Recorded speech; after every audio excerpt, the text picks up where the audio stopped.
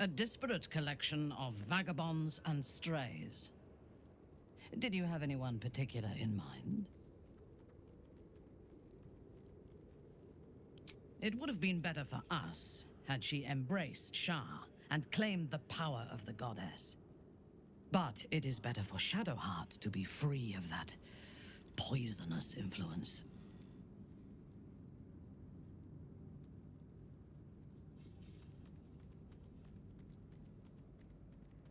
The Night Singer has some admirable qualities. Far more than her insipid sister. But her followers are repressed. Take the child Shadowheart. She does not even know who she is, but still manages to pity herself. The very concept of Sharan worship is self-indulgent.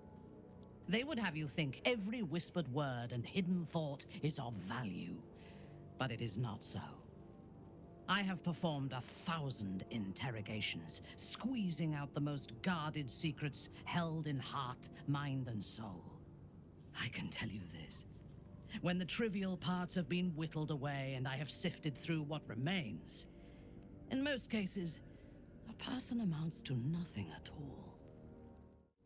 It doesn't seem long ago that Minthara would have sought to kill us, and now we've welcomed her along. We're nothing if not magnanimous. He's been deprived of freedom and strong blood for so long that he is addicted to both. While those addictions have their hold on him, he is still a slave.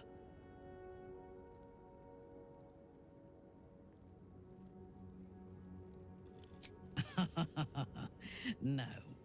He is well aware that I would exsanguinate him entirely if he flashed his fangs at me. Free. What purpose does he have that does not involve his master? He fears him, he hates him, he dreams of him, and he will either kill him or die trying. Astarion is no more free of Cazador than you or I are free of our tadpoles. He will only be free when Cazador is dead, and that is as it should be. When the time comes, we must hope that he does not only take Cazador's long life, but the power that has sustained him as well. I want to be clear. Letting Minthara tag along with us was your idea, so if you wake up with a dagger to your throat, that's on you.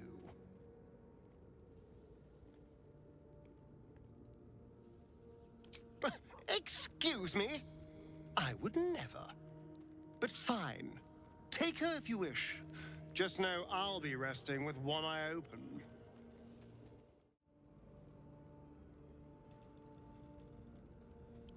I have encountered few Githyanki in my life. Those that I did were raiders. They croaked out pleas for mercy in their alien tongue as they died. Meeting Lae'zel makes me wish I knew more of their culture.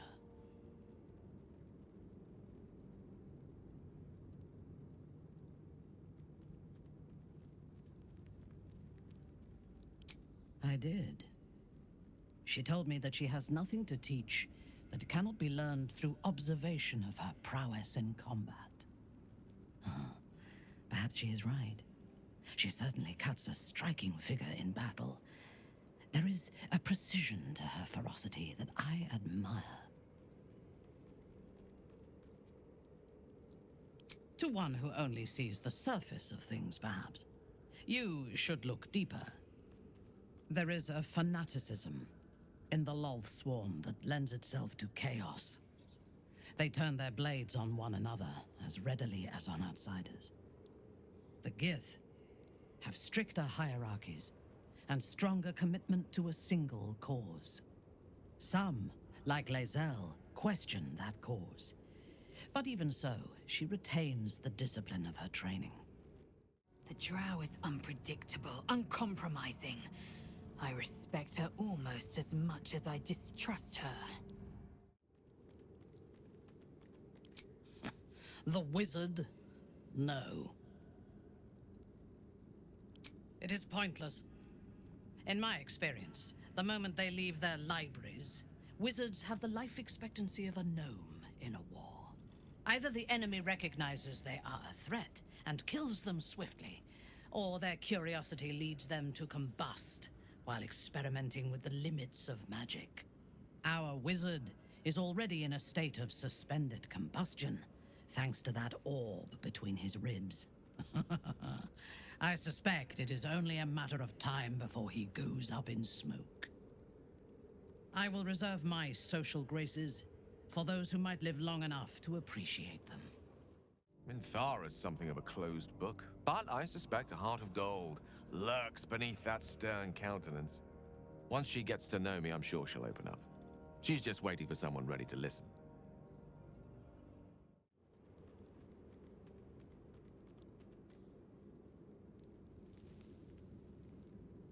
He is exceedingly self-righteous. Amusing, considering he bound himself to a devil.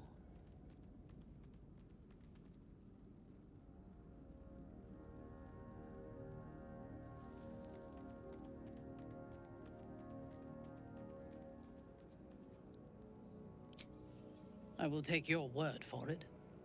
I only care that he is a good soldier, and he has not disappointed me on that front. I would rather be allied with a warlock than the spoiled son of a noble who has more experience with diplomats than devils. I have never known anyone so ferocious and unassailable in battle, and yet so fragile and impermanent in their very being. I often think of mortality as a curse. In time, all that I am and all that I have known and learned will be lost. In time, our cities will be dust. Karlak does not seem to have such anxieties. Perhaps because she cannot afford to. She exists in the moment, and she will burn out and be gone in a moment. There is something very beautiful about that. Then speak. Very well.